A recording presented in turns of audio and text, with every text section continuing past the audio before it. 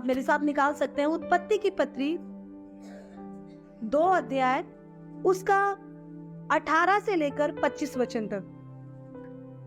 फिर यहोवा परमेश्वर ने कहा, आदम का अकेला रहना अच्छा नहीं, मैं उसके लिए एक ऐसा सहायक बनाऊंगा जो उससे मेल खाए। और यहोवा परमेश्वर भूमि में से सब जाति के बनेले पशुओं और आकाश के सब भांति के पक्षियों को रचकर आदम के पास ले आया कि देखे कि वह उनका क्या क्या नाम रखता है। और जिस जिस जीवित प्राणी का जो जो नाम आदम ने रखा वही उसका नाम हो गया। अतः आदम ने सब जाति के घरेलू पशुओं और आकाश के पक्षियों और सब जाति के बनेले पशुओं के नाम रखे, परंतु आदम के लिए कोई ऐसा सहायक ना मिला जो उससे मेल खा सके। तब यहोवा परमेश्वर ने आदम को भारी नींद में डाल दिया, और जब वह सो गया तब उसने उसकी एक पसली निकालकर उसकी जगह मांस भर दिया। और यहोवा परमेश्वर ने उस पसली को जो उसने आदम में से निकाली थी स्त्री बना दिया और उसको आदम के पास ले आया।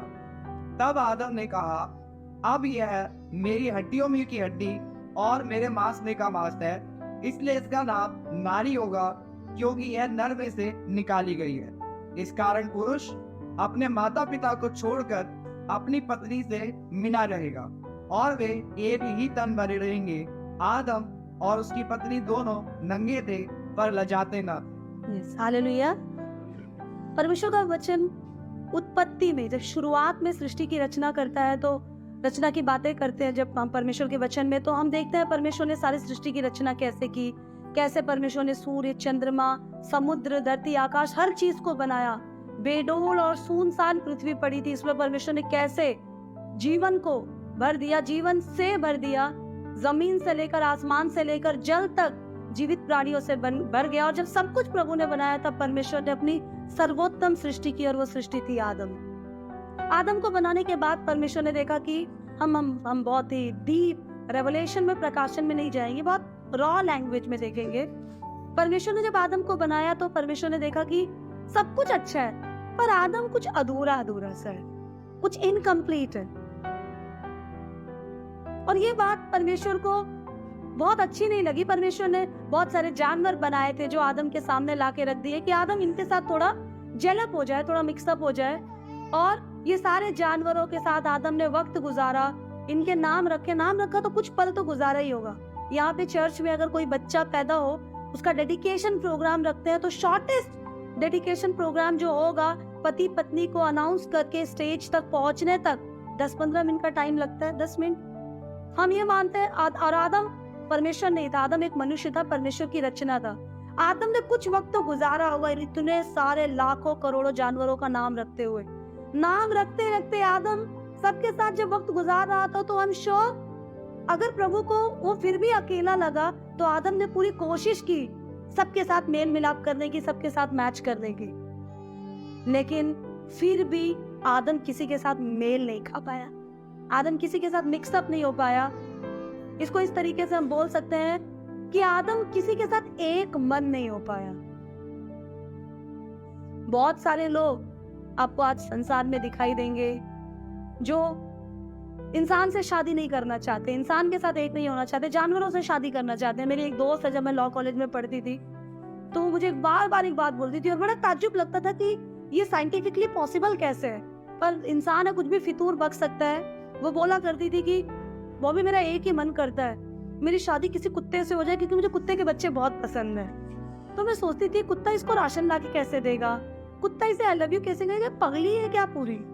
एक कुत्ता और एक इंसान कैसे मिले। हाँ, शौक के लिए आप जानवर पाल सकते हैं, बट जानवर आपके अंदर के अधूरेपन को पूरा नहीं कर सकता, क्योंकि जिस तरह के गुण, जिस तरह के जीन प्रभु ने आपको दिए, उस तरह के गुण से मिलता जुलता कोई ना हो, उसको भरपूर करने वाला कोई ना हो, तो आप कंप्लीट महसूस नहीं करेंगे। और आदम ने सारी सृष्टि के साथ समय बिताया, फिर भी आदम के अंदर एक तन्हाई, एक अकेलापन, एक उदासी थी। जब परमेश्वर ने फिर आदम को देखा तो परमेश्वर को लगा कि नहीं, कुछ तो बाकी है। तब परमेश्वर ने आदम को एक गहरी नींद में डाला गहरी नींद में डालकर आदम की पसली निकाली, उस पतली से खूबसूरत सी स्त्री को बनाया, आंखें बंद करके बनाया। क्यों खोलकर नहीं बनाया? बार बार खुदा के खादिम इस बात की चर्चा करते हैं कपल्स मीटिंग में कि अगर परमेश्वर ने आदम की आंखें खोलकर हवा को बनाया होता तो शायद परमेश्वर हवा को कभी नहीं बना पाता। आदम कहता बुरी आंखें, तो उस प्रभु ज्यादा बुरी होगी, थोड़ी थोड़ी कम, थोड़ी सागर जैसी प्रभु, कपत पतली का और कमर थोड़ी पतली प्रभु, नाक थोड़ी सी नुकीली, नहीं ज्यादा होगी, लेफ्ट साइड से थोड़ा दबाना प्रभु, और ये सृष्टि कभी पूरी नहीं हो पाती। और हम कभी भी इस बात को समझ नहीं पाते कि हमें चाहिए क्या। परमेश्वर ने आदम को गहरी नींद में डाला और उसके बाद जो प्रभु को लगा कि आदम के लिए सही है, क्योंकि स्वर्ग से आने वाली हर एक चीज उत्तम, परमेश्वर ने वो उत्तम सृष्टि बनाकर आदम के सामने लाकर खड़ा कर दिया। आदम ने देखा और आदम आश्चर्यचकित रह गया। सभी जानवरों के साथ वक्त गुजारा, लेकिन उसको वो मन को नहीं पाया, वो उसके अधूरेपन को पूरा नहीं कर पाए। लेकिन हवा को देखते ही आदम को लगा यही है राइट चॉइस मेरी, यही है जो अपने लिए है। और आदम ने बोला ये मेरी है, ये मेरे मांस का मांस, ये मेरी हड्डी की हड्डी है, ये मुझ में से निकाली गई, नर में से निकाली गई है इसलिए ये नारी होगी, मैन में से निकाली गई इसलिए वो मैन होगी। और उसके बाद परमेश्वर ने कुछ इस तरह की आशीष दी कि ये दोनों मिले रहेंगे, माता पिता को छोड़कर भी ये मिले रहेंगे, एक हो जाएंगे। और लास्ट लाइन 25वें वचन की लास्ट लाइन कहती है कि वो दोनों एक साथ थे पर लजाते ना थे। लजाते ना थे इसका मतलब ये नहीं वो बेशर्म थे, उनमें कोई सीक्रेट नहीं था, उनके बीच में सब खुलापन था। मैं आज सुबह इस बारे में जब तैयारी कर रही थी कि आज कपल्स मीटिंग में क्या बोला जाए, क्योंकि हर बात इतनी सारी कपल्स मीटिंग हम कर चुके हैं और बहुत सारे टॉपिक्स पे, बहुत सारी बातों पे हम बहुत गहराई से चर्चा कर चुके हैं, तो हर बार पति पत्नी को कुछ नया मैसेज देना it's a very very difficult, बहुत मुश्किल टास्क है। लेकिन मैं सोच रही थी कि क्यों हम आगे दाऊद की जिंदगी से, मरियम की जिंदगी से प्रीच करने के बजाय क्यों ना आदि माता आदम और हवा के पास जाए और वहां से शुरू करे कि एक्चुअली परमेश्वर का दोनों को जोड़ने का मकसद क्या था। और जब मैं इसको इंग्लिश बाइबल में पढ़ रही थी, स्पेशली 24 और 25 वचन, तो उसमें लिखा है इसी कारण वो दोनों मिले रहेंगे, जो हिंदी में है। इंग्लिश में लिखा है they will be united, UNITED, united। और मैं यूनाइटेड वर्ड के व्याख्यान को थोड़ा पढ़ रही थी और इस पे थोड़ा गौर कर रही थी, क्योंकि मैं प्रिपेयर करती हूँ तो वर्सेस पे बहुत ध्यान देती हूँ कि क्यों परमेश्वर ने इसी पर्टिकुलर शब्द का इस्तेमाल किया। और मैं देख रही थी यूनाइटेड जो शब्द है उसका मतलब है, प्लीज आप थोड़ा सा साउंड को कंट्रोल करें प्लीज। इसका मतलब होता है टू क्लिंच और टू कैच बाय परस्यूट, मतलब किसी भी तरह कोशिशों में जद्दोजहद कर कर एक दूसरे से बस चिपके रहे, एक बने रहे। और जब मैंने इस बात के बारे में सुना, प्रीचिंग सुनी और तैयार किया, तब मुझे पता चला अगर हम केवल 24 वचन को समझ जाए एज अ कपल, पति पत्नी होने के नाते, तो मुझे लगता है बाइबल के दूसरे वचनों की जरूरत हमें नहीं पड़ेगी और हम पति पत्नियों में लड़ाई झगड़े नहीं होंगे और घर टूटेंगे नहीं। क्योंकि आज अगर आप रेशियोज देखें, चाहे मसीही समुदाय हो या गैर मसीही समुदाय, ज्यादातर तलाक के केसेस बढ़ते जा रहे हैं पिछले कुछ सालों में। और मसीही समुदाय से कुछ अछूता नहीं है, मसीहियों में भी तलाक है, जबकि परमेश्वर मलाकी की पत्री में साफ साफ बताता है मैं स्त्री त्याग से, इन शॉर्ट कहे तो मैं तलाक से घृणा करता हूँ। तलाक नहीं है तो वो एक ही घर में अजनबी की तरह रह रहे हैं, एक ही घर में अनजान की तरह रह रहे हैं। 2 बच्चों के माता पिता है, 4 बच्चों के माता पिता तो है, पर पति पत्नी नहीं है। शादी से पहले का प्यार खो गया है। शादी से पहले आपके मन में, शायद आपकी अरेंज मैरिज हो या लव मैरिज, आपके मन में एक रोमांस था। जवानी की उम्र में हर लड़के के मन में, आप भले किसी से ना कहें शर्म के मारे, हया के मारे, लेकिन हर लड़के के मन में एक रोमांच होता है। हर लड़की के मन में 14-15 साल से एक रोमांच हो जाता है कि एक इच्छा हो जाती है कि मुझे ऐसा जीवन साथी चाहिए। मैं कई लड़कियों को, मेरे साथ इतनी बच्चियां रहती हैं, आपस में बात करते हुए सुनती हूँ, मैं तो ना अपनी सास के साथ ना ऐसा व्यवहार करूंगी, मैं तो अपने पति के साथ यहाँ जाऊंगी, मैं तो अपने पति को ना ये बनाकर खिलाऊंगी। उसके बाद उन्हीं का उल्लू पकाने लग जाते हैं, कहानी बदल जाती। तो बहुत सारी इच्छाएं, बहुत सारे जज्बात, बहुत सारे उमंग और उम्मीदें लेकर हम शादीशुदा रिश्तों के बंधन में एंटर करते हैं। फिर अचानक क्या हो जाता है, ऐसा लगता है कि जैसे धरातल हिल गई हो, ऐसा लगता है जैसे चारों तरफ की दीवार, उसमें दरार पड़ गई हो, ऐसा लगता है सारी हरियाली खत्म होकर बंजर हो गई हो हमारे शादी की जमीन। और मुझे लगा कि एज अ कपल पति पत्नी होने के नाते ज्यादा आगे जाने की जरूरत नहीं है अजीजों। केवल आप उत्पत्ति में, सृष्टि की रचना में पति और पत्नी को एक साथ रखने के परमेश्वर के मकसद को समझ जाए तो आपके बीच में लड़ाइयां नहीं होगी। एंड आई एम श्योर मसीही समुदाय में एटलीस्ट तलाक नहीं होगा। आज इब्रानियों की पत्री से जब हम सीख रहे थे तो हम इस बात की चर्चा कर रहे थे कि संसार ने परमेश्वर को नहीं देखा, संसार ने परमेश्वर को नहीं देखा, पूरा संसार परमेश्वर का खोजी है। हमने भी एक तरह से प्रत्यक्ष रूप में हाथ पैरों के साथ किसी परमेश्वर को नहीं देखा, पर हम जानते हैं वो है, हमारी सुनता है, टकटकी लगाए हमें देखता है। संसार ने परमेश्वर को नहीं देखा, लेकिन उस अदृश्य परमेश्वर को हम अपने दृश्य कामों से दिखा सकते हैं। आज सुबह हम एक स्टोरी की चर्चा कर रहे थे, मैं फिर से आपके सामने उस स्टोरी की चर्चा करते हुए आज के टॉपिक को और डिटेल में एक्सपैंड करूंगी। रोमन साम्राज्य में मसीहियों के विरुद्ध एक बहुत बड़ा मिशन था। हम जानते हैं राजा नीरो की कहानी हम बार बार पढ़ते हैं, वो कैसे मसीहियों को सताया करता था। और उस दौरान रोमन राज्य में राजा ने बहुत सारे गुप्तचरों को, स्पाइस को नियुक्त कर दिया था, ताकि वो गुप्तचर जगह जगह जाए और जगह जगह जाकर जो कलीसियाएं चलती हैं, उन कलीसियाओं में क्या प्लानिंग चल रही है, क्या षड्यंत्र चल रहा है, उसका पता लगाए। क्योंकि रोमन साम्राज्य को इस बात का डर था कि ये मसीही राज्य अगर बढ़ गया और ये ईसाई लोग ज्यादा बढ़ गए तो ये लोग एकजुट हो जाएंगे और इन्हीं की गद्दी चलेगी और हमारा राज्य तहस नहस हो जाएगा। ध्यान से सुनिएगा। इस चक्कर में उन्होंने जगह जगह गुप्तचर लगा रखे थे। गुप्तचर बहुत दिन तक संगतियों में विश्वासी बन के जाते रहे, अंडरग्राउंड संगति, चुपके चुपके ये लोग आराधना करते थे। हम जानते हैं बहुत सताव था पतरस के, पौलुस के समय और उसके बाद भी। हमने कई बार इतिहास की पुस्तकों में पढ़ा है, इस बात की चर्चा सुनी है कि जो न्यूरो राजा था वो अपने जब अभ्यास करता था शाम के समय, तो शाम के समय अभ्यास के समय वो मशाल में आग और कपड़े को नहीं जलाता था, वो मशाल में मसीहियों में लार लगाकर उनको जलाकर टांग देता था। मसीह लोग जलते रहते थे और उस रोशनी में वो घुड़सवारी का और अन्य खेलों का अभ्यास करता था। बड़ा पेनफुल सिचुएशन। ऐसे टाइम में मसीहियों को नाश करने के लिए उन्होंने गुप्तचर को भेजा और जब गुप्तचर गए तो उन्होंने अपनी रिपोर्ट तैयार की। और जब उन्होंने रिपोर्ट तैयार की तो रिपोर्ट बड़ी चौंकाने वाली थी। उन्होंने आकर राजा को कहा कि राजा, हम ईसाई लोगों की सभा में गए थे, ये अजीब से लोग हैं, ये लोग अपने मीटिंग में किसी यीशु नाम के आदमी की चर्चा करते हैं और उसी नाम को बार बार पुकारते हैं। एक अजीब सी बात है, वो आदमी आज तक मीटिंग में आया नहीं, ये उसका इंतजार कर रहे हैं और ये लोग आपस में बात करते हैं। वो कभी भी आ सकता है, कहीं से भी आ सकता है, कोई दिन पल का पता नहीं है, फिर भी ये इंतजार करते हैं। हमें मालूम पड़ा इनका कुछ दिमाग ठिकाने पे नहीं है और उस बंदे का कुछ अता पता नहीं है, वो कौन है, कहाँ से है, क्या जाएगा। इसको वो लोग उद्धार करता मसीह मानते हैं और बोलते हैं वो कभी भी आ जाएगा। और ताज्जुब की बात है, ये लोग उसकी तैयारी में है। जो आज तक मीटिंग में नहीं आया, किसी भी मीटिंग में हाजिर नहीं रहा। उसके बाद लास्ट में इन सिपाहियों ने, इन गुप्तचरों ने एक और बात कही। लेकिन सर एक कमाल की बात है, जिस बात से हम बहुत टच हो गए, वो जन जिसका ये इंतजार कर रहे हैं, जिसका नाम यीशु है, वो जन जिसके जो कभी भी आ सकता है पर अब तक आया नहीं, उस जन को ये बेशुमार प्यार करते हैं। उस प्यार से हम हिल गए, पहली बात। दूसरी बात, वो जन जो कभी इनकी मीटिंग में आया नहीं, उसके इंतजार में ये आपस में एक दूसरे से प्यार करते हैं। प्लीज डिस्टर्ब ना करें।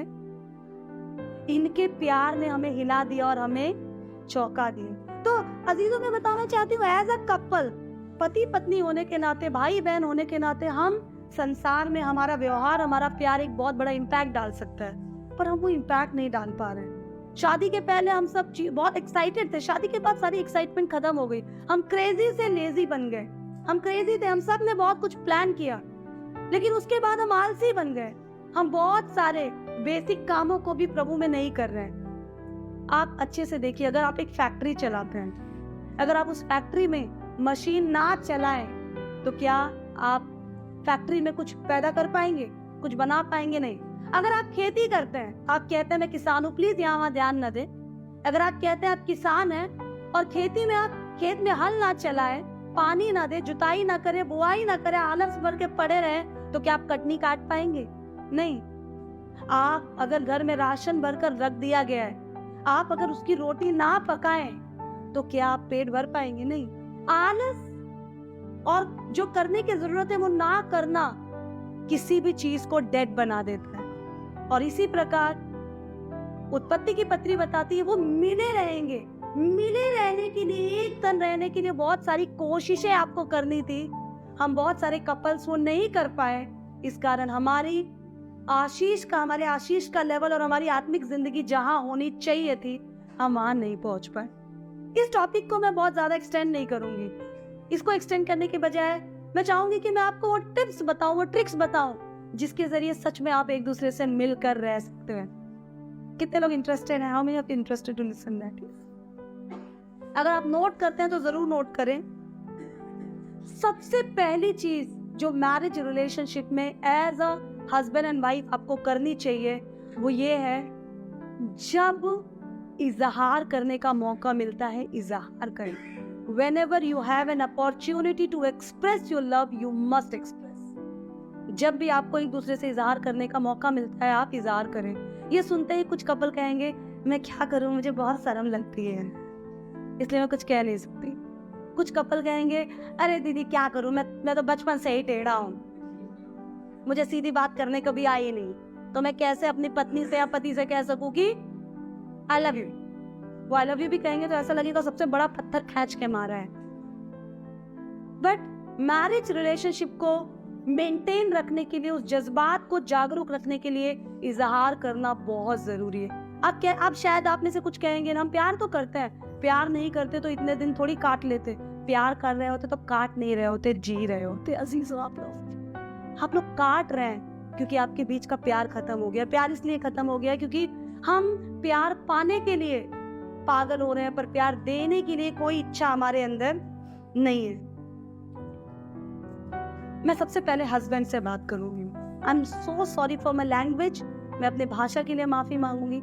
आप में से कई हस्बैंड्स अपनी पत्नियों से इजहार तो करते हैं, पर आपका इजहार केवल आपकी शारीरिक इच्छाओं तक सीमित रहता है। आप आई लव यू बोलेंगे पर केवल तब जब आप बिस्तर पे हैं। आप आई लव यू बोलेंगे जब आपकी शारीरिक इच्छा है आपको बहुत मजबूर करती है और आप कंट्रोल नहीं कर पाते, भले आपके बीच में लड़ाई हो। आप हो सकता है अपनी पत्नी के लिए कुछ ले आए, कुछ करें, लेकिन उसके पीछे की मंशा यही होती है कि किसी तरह आप शारीरिक रूप से तृप्त हो जाएं। Express but not for sex.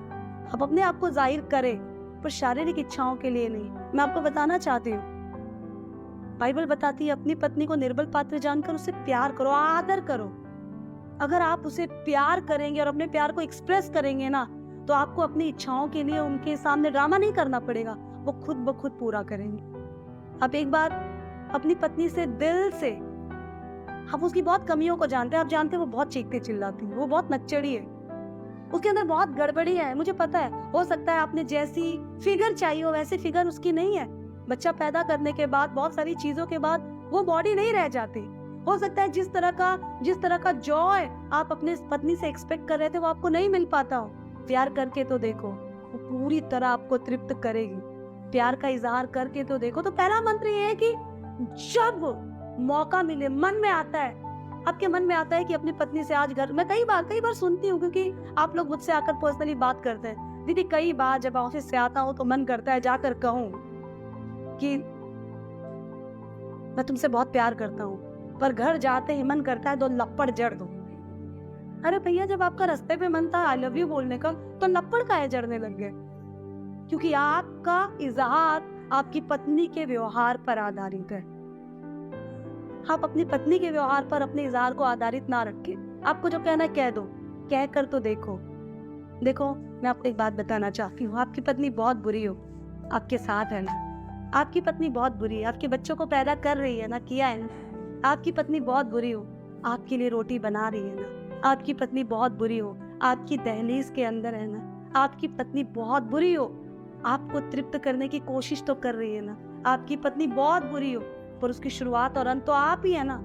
तरीका गलत हो सकता है पर उसका मकसद तो गलत नहीं है ना। आप अपनी पत्नी को लव यू कहते हैं अपनी शारीरिक इच्छाओं के लिए, पर क्या आपने कभी सच में, please take it very seriously, क्या आपने सच में कभी अपनी पत्नी को ये सोचकर लव यू कहा है कि तुमने अपना सब कुछ मेरे लिए कुर्बान कर दिया, तुमने अपने फिगर को मेरे लिए कुर्बान कर दिया, यार तुमने अपना बचपना अपने माँ बाप के साथ गुजारा, एक अच्छा वक्त, हंसती खेलती, तुम अपने घर की राजकुमारी थी। मेरे घर पे मैंने कई समय तक तुम्हें नौकरानी रखा, तुम नौकरानी भी बन गई मेरे लिए। I really love you. एक बार अपनी वाइफ की तरफ देखें, एक बार प्लीज, इसको मजाक में ना ले, एक बार देखें। क्या आपने सच में, उसके अंदर बहुत कमी होगी, क्या उसकी अच्छाई के लिए कभी उसे लव यू कहा है? नहीं कहा। तो मैं आपको एक छोटी सी एक्सरसाइज देती हूँ। आज आप कुछ पल इस बात को सोचें। Let's close our eyes. अपनी आंखों को 30 सेकेंड्स के लिए बंद करें और सोचें, क्या सच में मैं अपनी पत्नी की कद्र करता हूँ? वो कद्र के लायक हो ना हो, पर मेरे प्रभु ने एक उत्तम वरदान मुझे दिया। चाहे किसी भी परिस्थितियों में हम एक हुए हो, चाहे हम एक होने के बाद हमने प्रभु को जाना हो, पर क्या सच में मैं उसकी कद्र करता हूँ? सभी पति अपनी आंखों को बंद करें। थोड़ी देर पहले प्रभु के दास भाई दीपक यहाँ बता रहे थे कि कई बार जब मेरी पत्नी मेरे साथ होती है, मैं कद्र नहीं करता। मुझे टाइम पे खाना मिल जाता है, साबुन मिल जाता है, तेल मिल जाता है, कपड़े मिल जाते हैं, लेकिन जब वो चली जाती है तो ऐसा लगता है कैसे होगा, क्या होगा? आपकी पत्नी कभी आपसे इस प्रकार दूर नहीं गई तो क्या आप उसकी कद्र नहीं करेंगे? अगर एक भी अच्छाई है तो क्या आपने उस अच्छाई के लिए कभी उसकी तारीफ की है? सो कलीसिया, एक बार आज मैं आपको एक एक्सरसाइज देती हूँ। अपनी आंखों को खोले और घर जाकर जरूर इस बारे में सोचें कि क्या मैं अपनी पत्नी से इजहार करता हूँ। पत्नियों, आप अपने पति से अपने प्यार का इजहार करें, लेकिन जब आप अपने प्यार का इजहार करती हैं तो शिकायतों के लिए ना करें, पैसों के लिए ना करें। थोड़े दिनों पहले मैं एक वीडियो देख रही थी, बड़ी अच्छी वीडियो। एक पति आया और उसने डोरबेल बजाया, वेरी इंटरेस्टिंग वीडियो। जब उसने दरवाजे की कुंडी घंटी बजाई तो पत्नी ने दरवाजा खोला और दरवाजा खोलकर पत्नी ने कहा, लाइए अपना बैग मुझे दे दीजिए। पति ने बाहर जाकर घर का नंबर देखा, सही फ्लैट में आया हूँ, ये क्या हो गया? पत्नी ने बैग लिया, बैग लेकर पत्नी अंदर गई, बोली आइए ना, बाहर क्यों खड़े, लाइए मैं आपके जूते उतार देती हूँ। पत्नी जुराबे उतारने लगी, पति डर के कांप के पीछे पीछे सरकने लग गया, अरे ये हो क्या रहा है? तब पत्नी ने कहा, कितना थक जाते हैं आप, ये लीजिए ना, पानी पीजिए ना। पत्नी ने पानी दिया। तब पति ने एक गलती कर दी। पति ने बोला सैलरी अगले हफ्ते मिलेगी। पति ने बोला जा किचन में खाना रखा है, निकाल के खा ले। आप अपने पति से प्यार करें, इजहार करें, जब मन में आए कहें, लेकिन जब कहने की बारी आती है तो आप इस बात को याद ना करें कि मेरे पति की जेब का साइज क्या है। आप इस बात को याद मत करें कि मेरा पति मेरे साथ कैसा व्यवहार करता है। कुछ भी है, कमी या घटी है, तो भी आप एक बार उनसे लव यू कहकर तो देखें, अपने हिस्से का पूरा प्यार देकर तो देखें। हम कई बार चूक जाते हैं। मैं आपको बताना चाहती हूँ, पतियों, आपकी पत्नियों को आपके प्यार की जरूरत है। पत्नियों, जितनी पत्नी, एक बार हाथ उठाए, माय डियर वाइफ, आपके पतियों को आपके प्यार की नहीं, आपके पतियों को आपके प्यार के साथ साथ आपके समर्थन की जरूरत है।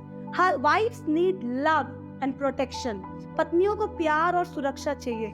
Husband needs confidence and affirmation. पतियों को चाहिए भरोसा और पतियों को चाहिए समर्थन, आपकी मदद, आपकी सहायता। आप अक्सर, वाइफ्स के लिए मैं कह रही हूँ, आप अक्सर यहाँ आकर जब मुझसे मिलते हैं, आपस में अपनी सहेलियों से मिलती हैं तो बोलती हैं, जब आपकी सहेलियां बोलती हैं मेरे पति सुबह सुबह तैयार होगा, रात ही उन्होंने मेरी साड़ी प्रेस कर दी कि जानू सुबह चर्च में जाना है। हो सकता है उसके पति ने कभी उसके कपड़ों को देखा भी ना हो, पर वो आपको जलाने के लिए कह रही हूँ। तुरंत आप बोलने लगती है, एक मेरा पति है, मर क्यों नहीं जाता पता नहीं। चर्च के नाम पे तो उसके सांप सूंघ जाता है, उसकी मैया मर जाती है। कभी ये खुदा का बंदा चर्च नहीं आने की बात करता। इतनी दुखी हूँ, हम लाइन लगा देते हैं बुराइयों की। पत्नियों, में आपको बताना चाहती हूँ, कभी एक बार उन्होंने आपका साथ दिया होगा। पतियों को अपनी कमी मत दिखाओ। आज ही सुबह मैंने सीखा और मुझे बहुत अच्छा लगा। हम वाइफ्स, हमारी बहन है जो वाइफ्स है, उनके पास पूरी लिस्ट है। आप एक बार बैठ कर तो देखो, बीबीसी न्यूज फेल हो जाएगा, इतने न्यूज है उनके पास अपने पति को लेकर बहुत। लेकिन उनके पास सेकंड साइड, जब हम राइट साइड लिस्ट में देखे पति की क्वालिटीज, तब वो सोचने लग जाते, अरे मेरे पति में भी कोई क्वालिटी है क्या? मुझे तो लगा ही नहीं था। आप प्यार चाहती हैं तो समर्थन कौन देगा? आप अगर भरपूरी और सुरक्षा चाहती हैं तो भरोसा कौन देगा? हे पत्नियों, अपने पति को भरोसा दिलाओ, और वो भरोसा आप बड़ी बड़ी बातों से नहीं, छोटे छोटे इजहार से दिला सकती है। मैं आपको बताना चाहती हूँ, आपके पति एक बार आपसे कहे होंगे ना, अरे अरे जानू इस संडे तुम चर्च नहीं गई, बस बोलना, उनको बोलना, आपको पता है उस दिन आपने मुझसे कहा था ना, आपने उस दिन चर्च के बारे में मेरी इच्छा पूछा ना, मुझे इतना अच्छा लगा, मैंने दिल से प्रार्थना की, प्रभु को धन्यवाद दिया कि प्रभु तूने मेरे पति को बदल दिया। उसे एक अच्छाई के लिए आप उनकी तारीफ क्यों नहीं करती? आपके पति रोज क्या नहीं लाते आपको पूरा याद रहता है। कभी एक बार उन्होंने आपके लिए जलेबी लाई होगी, कभी एक बार अब उसे एक बार को पकड़ो। मैं वाइफ, दुनिया की सभी वाइफों, आपको ये बात बताना चाहती हूँ, आप अपनी पति की गलतियों को गिनाकर अपने पति को कभी सुधार नहीं सकते, पर आप अपने पति के कॉन्फिडेंस को बढ़ाकर अपने पति को बदल सकते। तो पहली चीज, am I making sense? पतियों, क्या मैं सही कह रही हूँ? सब पति बोल रहे, अरे मेरे दिल की बात दीदी तक कैसे पहुंची? पतियों को चाहिए आपका भरोसा। तो पत्नियों, एक बार आप अपनी आंखों को बंद करें, एक बार, जस्ट वंस, और अच्छे से याद करें, क्या आपको अपने पति की कमी नजर आती हो? 1000 कमी हो, क्या ये रीजन काफी नहीं उनसे प्यार करने का कि प्रभु ने आपको उनसे जोड़ा है? एक अच्छाई तो होगी। कई बार आप उनकी अच्छाई बोलते टाइम भी उनकी 4 कमियों को गिना देती है। जैसे तो मेरे पति बहुत अच्छे, गुटखा खाते हैं, गाली देते हैं, खाना नहीं बनाते, ध्यान नहीं देते, पर मेरे पति तो बहुत अच्छे हैं। आप इन कमियों को गिनाए बिना भी उनकी तारीफ कर सकती थी। तो एक बार उनसे प्यार का इजहार करके तो देखो। तो पहला मंत्र, पत्नियों और पतियों, जब आपके मन में आए, आप अपने पति और अपने पत्नी से अपने प्यार को इजहार करें। क्या आप ये बात समझ गए? दूसरा मंत्र सीखने के लिए तैयार है? ओके। दूसरा मंत्र, आपको जब भी कुछ भी स्पेशल अपने पार्टनर के लिए करने का मन करता है, आप जरूर करें। आप अपने मन को मारे मत, अगर वो आपके बस में है तो आप करके देखना। कई बार आप ऑफिस से आते होंगे, काम धंधा मजदूरी खत्म करके घर आते होंगे, आपके मन में आया, समोसे की दुकान दिखी, आपके मन में आया कि अरे यार मेरी लाजो को ना, बानो नहीं बोली, पन्नो नहीं बोला, लाजो बोला, कुछ लोग हंस रहे हैं। आपको याद आया मेरी लाजो को ना चिकन कोरमा बहुत पसंद है या समोसे बहुत पसंद है, खिलाऊंगा तो खुश हो जाएगी। नेगेटिव थॉट्स आने से पहले आप फट से जंप करें। अगर आपके पास ताकत है तो आप उसे पूरा करें, आप उसे पूरा करें। अगर आप उसे पूरा नहीं करते, शैतान बहुत अच्छे से आपके मनों पे राज करने के लिए तड़प रहा है। वो सेकंड, अगर आपने हाँ नहीं बोला इस विचार को, वो सेकंड विचार आपके मन में डालेगा, समोसे खाने जैसा मुंह है उसका, बात खराब हो जाएगी। जब भी कुछ अच्छा करने का मन करे, स्पेशल करने का मन करे, आप करे। पत्नियों, आपका जब भी मन करे, मेरे पति को ये साड़ी बहुत पसंद है, ओ जब शादी में पहली बार उन्होंने मुझे देखा था तो यही साड़ी उन्होंने मुझे कहा था कि, या शादी से पहले जब वो मुझे देखने आए थे तो उन्होंने कहा था पीले रंग में, नीले रंग में या गुलाबी रंग में तुम बहुत अच्छी लगती हो। आज जब वो आएंगे, उनका मन बहुत खट्टा हो गया था सुबह जब वो काम पे गए थे, आज जब वो वापस आएंगे मैं यही कलर पहनूंगी।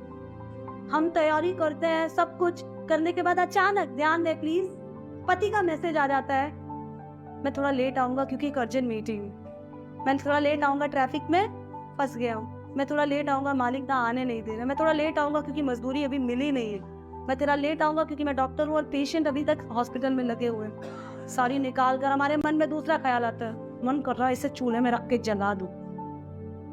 न जाने क्यों मेरे मन में ये विचार ही आया कि मैं उसको खुश करूं। आपसे उसको तक पहुंच जाते हैं, उनके से उसके तक आ जाते हैं, आपका से तेरा मेरा तक पहुंच जाते हैं। जब कुछ स्पेशल करने का मन करे अजीजों, कुछ भी स्पेशल आप करें।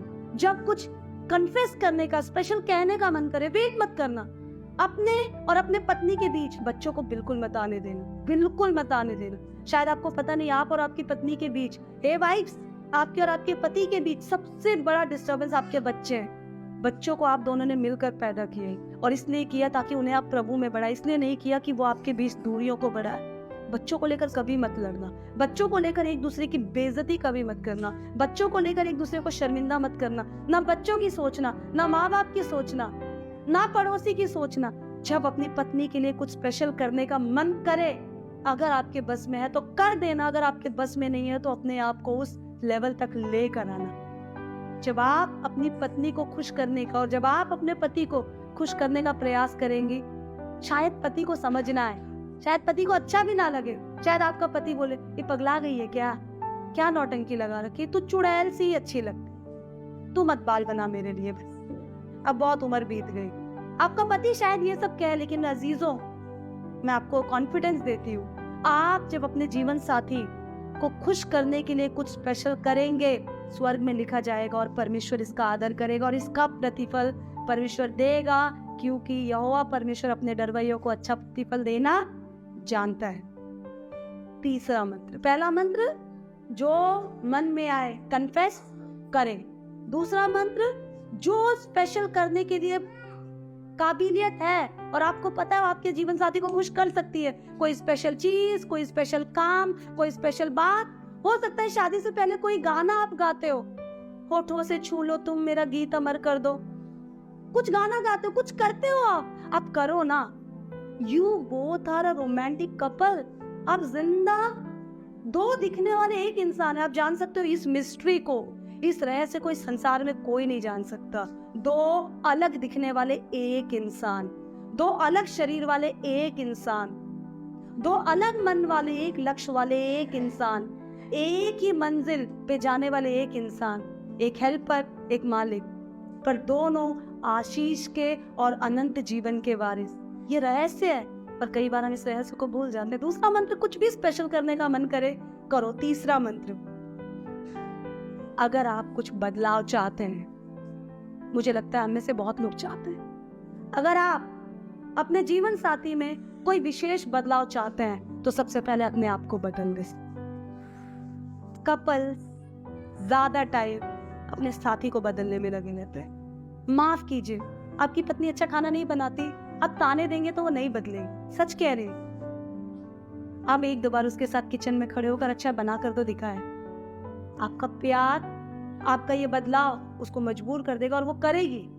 आपके पति शायद ठीक से बातचीत नहीं करते, आदर से बातचीत नहीं करते, शायद उनकी जुबान में वो मिठास नहीं, आपकी जुबान में इस तरह शहद टपके कुछ ही दिनों में वो मजबूर हो जाए। हम दूसरों को बदल कर मसीह नहीं बन सकते, क्योंकि मसीहियत प्यार पाने के बारे में नहीं है, मसीहियत दूसरों को बदलने के बारे में नहीं है, मसीहियत खुद को मसीह के गाढ़े लहू के प्रेम के रंग में रंग देने के बारे में है और उस रंग की परछाई से आसपास के सभी लोगों को लाल सुर्ख बना देने के बारे में। अजीजों, अगर आप कुछ बदलाव अपने जीवन साथी में चाहते हैं, आपको लगता है ये कमी, ये कमी मेरे पति में है, तो सबसे पहले देखो कहीं मैं तो इस कमी से नहीं जूझ रही हूँ। पहले मैं वर्कआउट कर लेती हूँ, मैं एक नमूना बनकर दिखाता हूँ, मैं एक नमूनी बनकर दिखाता हूँ। मुझे लगता है हम कई बार पति या शिकायत करते, दीदी मेरी पत्नी बड़ी बड़ी बात तो करती है पर उसकी प्रेयर लाइफ कतई अच्छी नहीं है। दीदी मेरे पति बड़ी बड़ी बातें करते हैं, आज स्टेज पर आकर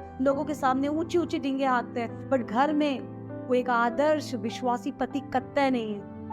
मैं बस यही चाहती हूँ वो बदल जाए, मैं बस यही चाहता हूँ वो बदल जाए। नहीं, आप बदल जाइए। आप शुरू तो करो प्रभु के साथ एक इंटीमेट रिलेशनशिप, आप शुरू तो करो अपने व्यवहार में एक एक्सट्रीम चेंज। आप बदलेंगे, आपका पति बदलेगा, आप दोनों बदलेंगे, आपका परिवार बदलेगा, परिवार से, पड़ोसी से, समाज से, देश से दुनिया बदल जाएगी। एक यीशु, बिना माइक, बिना व्हाट्सएप, बिना इंस्टाग्राम, बिना टेलीग्राम, बिना फेसबुक के, सालों साल बाद आज भी अगर हम पे प्रभाव डाले हुए हैं, तो आज आप एक आदर्श कपल है। तो आप सोचिए आपकी कीर्ति प्रभु कहाँ कहाँ नहीं पहुंचाए। पर हम पति पत्नी ज्यादातर लोग इस बात को भूल गए हैं कि प्रभु ने हमें एक रहने के लिए बनाया है, और चूंकि हम इन कामों को नहीं करते, एक्सप्रेस तो करेगा क्योंकि इंसान प्यार का भूखा है। अगर आप सही जगह एक्सप्रेस नहीं करेंगे तो शैतान गलत जगह एक्सप्रेस करवाएगा। आप सही लोगों के लिए नहीं करेंगे तो शैतान गलत लोगों के लिए करवाएगा। आप सही लोगों के लिए नहीं बदलेंगे तो शैतान गलत बदलाव आपके परिवार में और जिंदगी में ले। अगर आप चाहते हैं दुष्ट आपके जिंदगी में काम ना करे, तो अजीजों अपने रिश्ते में परमेश्वर की आत्मा को काम करें, परमेश्वर की आत्मा को मौका दें। प्यार करते हैं तो प्यार का इजहार करें, एक दूसरे की कमियों को ना खो दें, एक दूसरे की तारीफ करें, एक दूसरे की प्रशंसा करें। कुछ स्पेशल करने का मौका मिलता है, जरूर करें। पतियों अपनी पत्नियों को सुरक्षा की फीलिंग दे, सिक्योरिटी की फीलिंग दे, डराए नहीं, धमकाए नहीं, दबाव नहीं डाले, सिक्योरिटी और प्यार की फीलिंग दे। मैं तुम्हारे साथ हूँ, चिंता मत करो। पत्नियों अपने पति को कॉन्फिडेंस दो कि आप बेस्ट हो। आपकी कमी है, मैं प्रार्थना करूंगी, आप बेस्ट हो। कमियों को मत गिनाना, उनको आपके कॉन्फिडेंस और आपके सहायता की और समर्थन की जरूरत है। हर पति यही चाहता। पति अक्सर कहते हैं मेरी पत्नी मेरा साथ नहीं देती। कंप्लेन करेंगे अगर आप सहायक होकर उनका साथ ना दे, कंप्लेन करेंगी।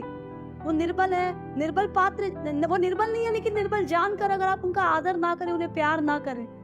आप जैसे संसार में कहीं भी चले जाओ, हर वाइफ की शिकायत है मेरा पति मुझसे प्यार नहीं करता। हर पति की शिकायत है मेरी पत्नी मेरी इज्जत नहीं करती। वो इज्जत के भूखे, समर्थन के भूखे, आप प्यार की भूखी। इसकी पूर्ति आप तभी कर सकते हैं जब आप अपने इन आदतों पे वर्कआउट करना शुरू करें। तो एक छोटी सी एक्सरसाइज देकर मैं आज के इस समन को यहीं पर फिनिश करना चाहूंगी। अपने आप को थोड़ी देर के लिए जांचें। आइए हम सभी अपनी आंखों को बंद करें। यहाँ भी और घर जाकर भी अपने जीवन साथी के बारे में ना सोचे। एक बार अपनी आंखें बंद करें और खुद के बारे में सोचे, क्या मैं अपने जीवन साथी से अपने पूरे प्रेम को प्रकट करती हूँ, करता हूँ? क्या मैं अपने प्यार का इजहार करता हूँ या गुस्से का इजहार करता हूँ, या केवल कमी गिनाती रहती हूँ, या केवल तकलीफों का रोना रोती रहती हूँ, या केवल काम का बोझ डालते रहता हूँ? हम दिन में जितनी बातें करते हैं उन बातों में कितनी बातें एक दूसरे के लिए प्रेम प्रकट करने वाली होती?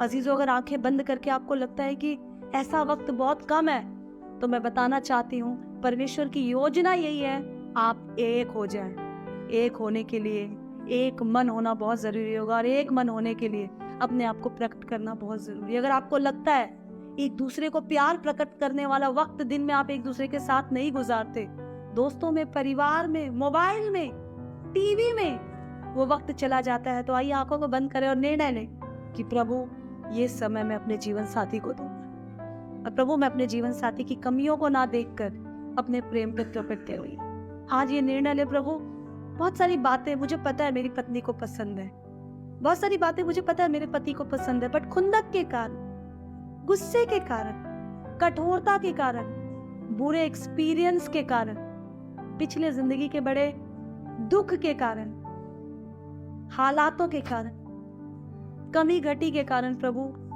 मैं कुछ स्पेशल अपने पत्नी के लिए या पति के लिए नहीं कर पाई या नहीं कर पाया। आज प्रभु के सामने रख के प्रभु तू मुझे याद दिला, मैं करूंगा। जो उन्हें पसंद है मैं करूंगी, जो उसे पसंद है मैं करूंगा। प्रभु मैं अपने पति की कमियों को नहीं देखूंगी, मैं अपने पत्नी की कमियों को नहीं देखूंगा। जो बदलाव मुझे चाहिए सबसे पहले उसमें मैं बदल जाऊं। परमेश्वर तू मुझे बुद्धि। आइए अपने जीवन साथी के हाथों को पकड़े और एक बार दिल से कहें, पिता परमेश्वर मैं धन्यवाद देता हूँ इस समय के लिए, मैं धन्यवाद देता हूँ आपकी उपस्थिति के लिए। परमेश्वर मैं प्रार्थना करता हूँ या आज इन बातों के जरिए मेरे जीवन में बदलाव आए। अपने जीवन साथी से प्यार करने के लिए, अपने जीवन साथी से अपने प्रेम को प्रकट करने के लिए, अपने जीवन साथी की हर एक कमियों को गिनने के बजाय खुद को बदलने के लिए आत्मा मुझे दीजिए, जाने अनजाने में। परमेश्वर अपने साथी के, अपने पति के अधीन, कलीसिया के अधीन, मसीह के अधीन मैं नहीं रह पाया तो मैं माफी मांगता हूँ। परमेश्वर मेरे पाप क्षमा करें, मेरे लिए रास्ता निकालिए। आज जो बातें आपकी आत्मा ने मेरे सामने रखी उन बातों के अनुसार मैं चलने पाऊँ, इसके लिए मुझे आशीष दीजिए, बुद्धि दीजिए। यीशु मसीह के नाम में प्रार्थना करते हैं, आमीन।